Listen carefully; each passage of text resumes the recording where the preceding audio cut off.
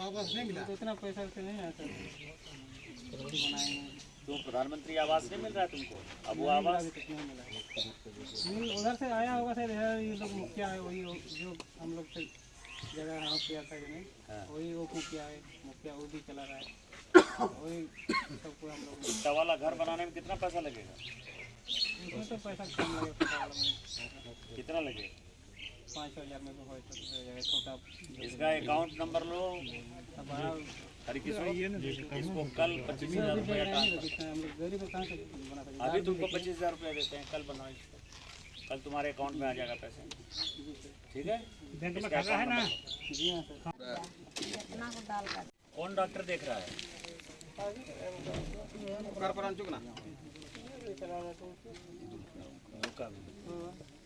इसको और उसको ज्यादा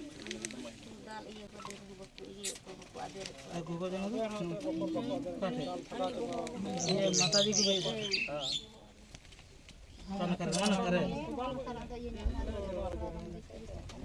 तो बच गया है लोग, ये जो बच गया ये तो बहुत वही हम करें, लोग कर दिए हैं जिसको कि लेने वाला कोई नहीं। आप ये समझिए कि हम लोग सब यदि मेहनत करें प्रबोध जी, तो सबसे पहले जितना पहाड़िया है उसका तो एक एक आदमी का घर बन जाए। सबसे पहले पीटीजी और उसके बाद फिर सारे आदिवासी। आओ रोड तक नहीं जाने, आप तो देखें हम यहाँ हैं गोपीनाथ। केंद्र सरकार की जितनी योजना चल रही है भैया, उन लोगों तक पहुंचने नहीं दिया जाता है। यहाँ तक व्यापक प्रचार प्रसार भी लोग को पता भी नहीं कि हमारे लिए क्या क्या केंद्र सरकार कर रही है। राज्य सरकार तुष्टिकरण के कारण रोक गए, अगर ज्यादा लोग कर देंगे तो हो नहीं पाए। आवाज तो रोक दिया गया ना, बिल्कुल रोक दिया है। रोक दिया तो होने कहाँ दे रहा। लेकिन प्रधानमंत्री जनमन चल रहा है, वो तो चालू है। उनके बारे में जानकारी नहीं। हाँ न्यूली लॉ, न्यूली कैसे, अब तो 1 साल लगा। ये लोग आप मकान बन गए, वो सब आदिवासियों का जमीन। ये किसका काम है? आदिवासियों का जमीन का। मान लीजिए कि आदिवासी गरीब है, उसके पास पैसे भी हैं, वो ज़मीन नहीं बेच सकता ना। ये कानून संथालपना टेनेंसी एक्ट ये कह रहा है कि वो ज़मीन नहीं बेच सकता, और जिसने भी ज़मीन खरीदा वो सब इलीगल। अभी तक क्या करना चाहिए? सबसे पहले सीओ साहब को क्या करना चाहिए?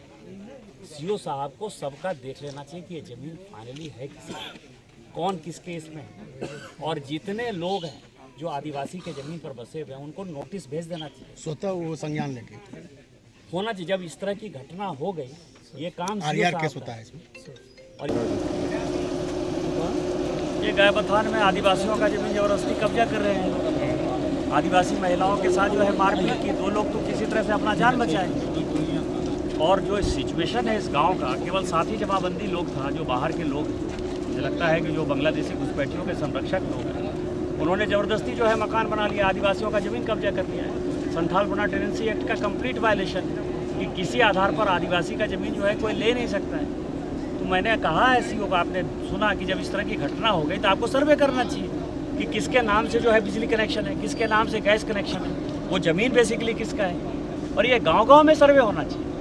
और यदि सर्वे नहीं होगा तो आदिवासी यहाँ से विस्थापन और पलायन के शिकार हो जाएंगे। संथालपना में आदिवासी आपको देखने को नहीं मिलेगा। जैसे अंडमान निकोबार में जो है एक द्वीप में समाहित हो गए आदिवासी, उसी तरह से संथालपना की स्थिति होने वाली है। इसका मतलब यही है।